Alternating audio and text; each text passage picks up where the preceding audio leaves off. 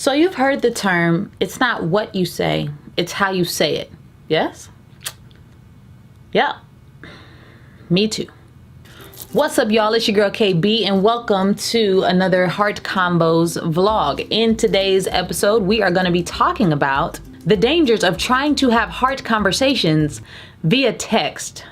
See, technology has made it very, very easy to communicate almost anything to almost anyone. Now, what I think has happened is it has made all of us very lazy. Lazy in our efforts and how we communicate with people, yet we still want the same results of deep connections.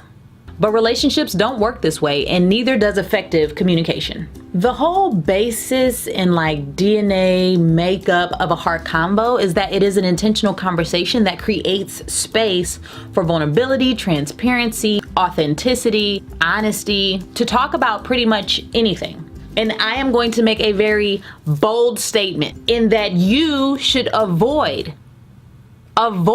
trying to have heart conversations via text. Why, you ask? So listen, have you ever said something to someone and they just took it completely out of context? Did it frustrate you? Did it make you feel like you had to defend yourself? Or did it cause tension in the relationship dynamic between you and the person? Or have you ever been trying to communicate something to someone, let's say via text, and it takes you forever to send it because you're overthinking and overly consumed with how they might read it and if they will understand the things that they cannot see when they take in what you've typed? That is why heart combos are meant to be had face to face. Fun fact, majority of what you say in a conversation is not actually about what you say in the conversation. There's a little bit of a divide in the research. You know, there's this extreme statement that was said, and a lot of people quote the statistic that, hey, 93% of what you're communicating is not actually about what you say. It's your nonverbals, it's your tone, it's your intonation, your body language, your facial expressions. Then there's the other side of the argument that's like, get up out of here. Don't try to tell me that only 7% of the conversation are the words that are coming out of my mouth. That don't sound right.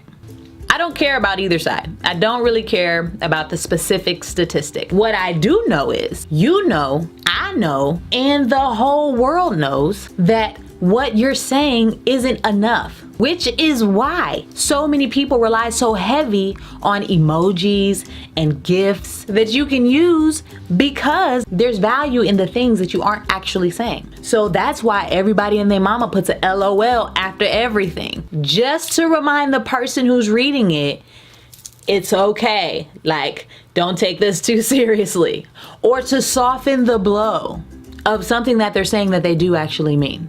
Which is why every GIF is rolling their eyes. Every GIF has a sigh or something is happening in the body language that is then communicating to the other person what I'm saying is being said from this particular place you cannot see.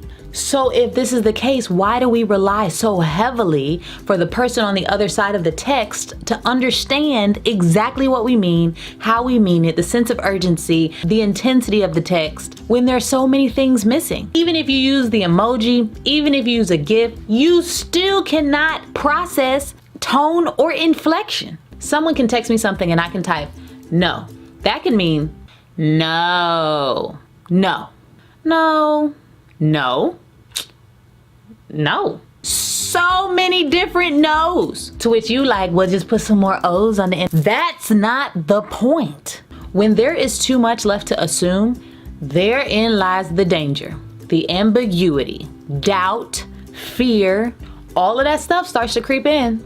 And then all of our insecurities are given a freaking field day to send our entire inner voice into a panic. And don't be a 6 on Enneagram, but that's not what we're talking about. Stop it. Listen, let's avoid all of this, shall we? And start practicing the art of talking face to face. Let's have our heart convos face to face.